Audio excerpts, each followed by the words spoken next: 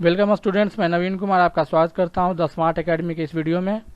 तो जैसा कि स्टूडेंट आप लोग थंबनेल में देख सकते हैं कि मैंने लिखा है कि आप इस क्वेश्चन को सॉल्व कर सकते हैं बिल्कुल 2 सेकंड्स में। तो आज मैं बताने वाला हूं आपको एक ऐसी ट्रिक जिससे आप ये क्वेश्चन को सिर्फ 2 सेकंड्स में कर पाएंगे। आपको प्राइम फैक्टराइजेशन करने की जरूरत नहीं पड़ेगी, ठीक है। आप बिल्कुल क्वेश्चन देख के ही कुछ सेकंड्स में इसका आंसर निकाल सकते हैं। तो चलिए स्टूडेंट, आप शुरू करते हैं। जैसे कि स्टूडेंट मान लीजिए कि मुझे इस क्वेश्चन का में 2197 का क्यूब रूट फाइंड आउट करना है। तो इसका बेसिक मेथड ये है स्टूडेंट कि आप इसको प्राइम फैक्टराइज करो, ठीक है, और फिर 3 3 के पेयर में कन्वर्ट कीजिए और फिर देखिए कि वो किसका क्यूब रूट है, ठीक है। ऐसे सॉल्व करते हैं। लेकिन आज स्टूडेंट मैं आपको एक ट्रिक बताने वाला हूँ, इससे आप इस मात्र 1-2 सेकंड में कर पाएंगे। लेकिन स्टूडेंट ये ट्रिक सीखने के लिए आपको पहले 1 से लेकर 10 तक का क्यूब याद होना चाहिए, ठीक है। तो आपको ये याद करना कंपलसरी है। ऐसे भी स्टूडेंट मेरे ख्याल से हर एक अच्छे स्टूडेंट को 20 तक का क्यूब याद होना चाहिए। याद होने से बहुत ही क्वेश्चन आसान हो जाते हैं, सॉल्व करने में आसानी होती है। तो आप 1 से लेके, आई होप कि आप 1 से लेके 10 तक याद कर लेंगे, ठीक है, और इसके बाद फिर आप सीख पाएंगे, ठीक है। तो ये याद करना बहुत ही आसान है स्टूडेंट, बहुत ही सिंपल है, ठीक है। तो चलिए मैं आपको समझाता हूँ। जैसे कि मान लीजिए कि आपको इस नंबर का क्यूब रूट फाइंड आउट करना है। तो सबसे पहले आप 3 का पेयरिंग लगाओ, ठीक है, और 3 का पेयर आपको राइट साइड से लगाना है। जैसे राइट से स्टार्ट करना है। जैसे यहाँ देखिए 3 का पेयर लगा गया तो इधर बच गया तो कोई दिक्कत नहीं है, राइट साइड से 3 का पेयर लग जाना चाहिए। जैसे यहाँ देखिए 3, यहाँ पे 3 का पेयर हो गया, ये 3 का पेयर हो गया, ये 3 का पेयर हो गया, यहाँ 2 बच गया, कोई दिक्कत नहीं है। राइट साइड से आपको 3 का पेयर लगाने के लिए सीखना है, ठीक है। चलिए स्टूडेंट अब शुरू करते हैं। तो देखिए स्टूडेंट कि यहाँ पे मैंने पेयर लगा दिया। अब देखिए कि 7 जो है वो किसके क्यूब के लास्ट में है, ठीक है।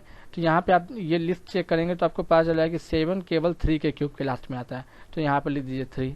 अब ये चेक कीजिए कि ये 2 जो है वो किसके क्यूब से बड़ा है या किसके क्यूब से बराबर है, ठीक है। तो आप जब देखेंगे इस लिस्ट को तो आपको पता चला है कि 2 जो है स्टूडेंट वो केवल 1 के क्यूब से बड़ा है। उसके बाद 2 का क्यूब 8 हो जाता है, तो ये तो 2 से बड़ा है। तो हमको यानी कि हम कह सकते हैं कि 2 जो है वो 1 के क्यूब से बड़ा है। तो यहाँ पे 1 लिख दीजिए। यानी हम लोग स्टूडेंट कह सकते हैं कि जो नंबर है स्टूडेंट वो 13 का क्यूब है, ठीक है। या यूँ कह सकते हैं कि इसका क्यूब रूट 13 है, ठीक है। यानी 13 इंटू 13 इंटू 13 करेंगे तो ये आएगा, ठीक है। तो देखिए कितना आसानी से हो गया। अगर आपको ये याद रहेगा स्टूडेंट तो आप क्वेश्चन देख के ही आंसर बता सकते हो, ठीक है। जैसे कि इसको देखिए, इसको पहले 3 का पेयरिंग लगा दीजिए। देखिए अब 4, ये 4 किसके क्यूब के लास्ट में होता है। तो आप ये इसको चेक करेंगे तो आपको पता चलेगा कि 4 केवल 4 के क्यूब के लास्ट में आता है। तो यहाँ पे लिख दीजिए 4, ठीक है। अब देखिए कि ये किसके क्यूब से बड़ा है, किसके क्यूब से बड़ा है। तो आप ये देखेंगे तो आपको समझ में आएगा कि ये 6 के क्यूब से बड़ा है, ठीक है। ये बड़ा तो 5 के क्यूब से भी है, 4 के क्यूब से भी, लेकिन सबसे बड़े वाले को आपको लेना है, ठीक है। तो ये जो है 262 6 के क्यूब से बड़ा है। तो यहाँ पे लिख दीजिए 6। यानी कि स्टूडेंट इसका क्यूब रूट मेरा 64 हो गया, ठीक है। आप समझ रहे होंगे, यानी 64 इंटू 64 इंटू 64 करेंगे तो आपका यही आएगा, ठीक है। तो चलिए अब इसमें देखते हैं। 3 का पेड़ लगा दीजिए, ये और इधर ये हो गया। देखिए 7 किसके क्यूब के लास्ट में आता है। तो 7 केवल 3 के क्यूब के लास्ट में आता है। तो पहले तो 3 लिख दीजिए, ठीक है। और फिर ये देखिए ये किसके क्यूब से बड़ा है। तो ये केवल स्टूडेंट ये 4 के क्यूब से बड़ा है। तो यहाँ पे लीजिए 4, यानी कि इसका आंसर क्यूब रूट हो गया 43, ठीक है। तो स्टूडेंट आप डायरेक्ट आंसर मत लिखिएगा, नहीं तो आपको कहा जाएगा कि आपने चीटिंग की है। तो आप इससे अच्छा ये काम कीजिए स्टूडेंट कि जैसे ही आपको आंसर पता चल रहा है तो आप एक स्टेप यहाँ पे लिख दीजिए ऐसे करके कि आपको तो आंसर तो ये करके पता चल जाएगा। तो यहाँ पे लिख दीजिए 43 इंटू 43 इंटू 43। ऐसे भी अगर आप इसका प्राइम फैक्टराइजेशन करोगे तो 43 इंटू 43 43 ही आए, ठीक है। तो आप ऐसे करके ये क्यूब रूट का साइन बना के 43 इंटू 43 43 लिख दीजिए, फिर डायरेक्ट 43 आंसर कर दीजिए, ठीक है। ऐसा क्वेश्चन में स्टूडेंट आपको ये बहुत ही ज़बरदस्त हेल्प करेगा, क्योंकि जब आप इसका प्राइम फैक्टराइजेशन करोगे तो आपको समझ में ही नहीं आएगा कि ये किससे डिवाइड होगा किससे डिवाइड नहीं होगा, क्योंकि 43 क्या है स्टूडेंट, एक प्राइम नंबर है, ठीक है। लेकिन अगर आप ये ट्रिक जानते हो तो आप तुरंत 2 सेकंड में इसका आंसर फाइंड आउट कर सकते हो, ठीक है। अब जैसे इसको देखिए मैंने 3 का पेड़ लगा दिया। 8 किसके क्यूब के लास्ट में आता है। तो 8 केवल 2 के क्यूब के लास्ट में आता है, ठीक है। तो यहाँ पे 2 लिख दीजिए। अब देखिए ये किसके क्यूब से बड़ा है। ये जो है स्टूडेंट ये 8 के क्यूब से बड़ा है। 9 का क्यूब उससे बड़ा हो जाएगा। तो 8 का क्यूब से बड़ा है। तो यहाँ पे 8 लिख दीजिए। इसका क्यूब रूट जो है स्टूडेंट वो 82 हो जाएगा, ठीक है।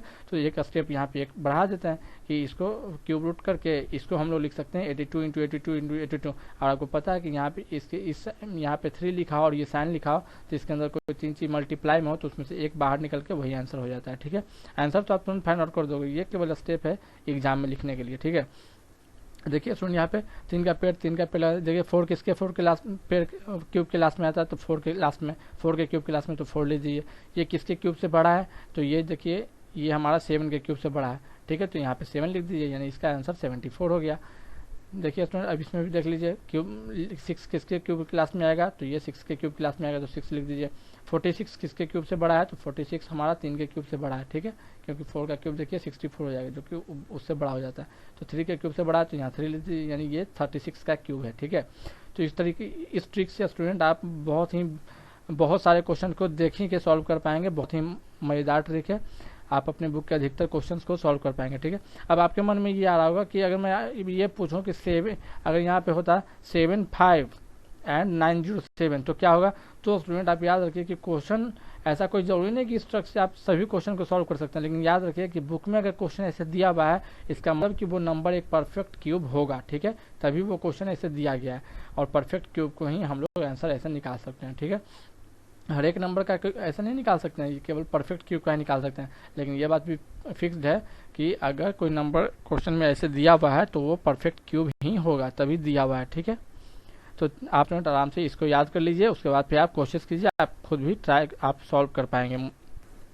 तो चलिए स्टूडेंट, आप ये सब आपके कुछ बुक के क्वेश्चन है और कुछ मेरे दिए हुए क्वेश्चन है, आप इनको सॉल्व करने की कोशिश कीजिए।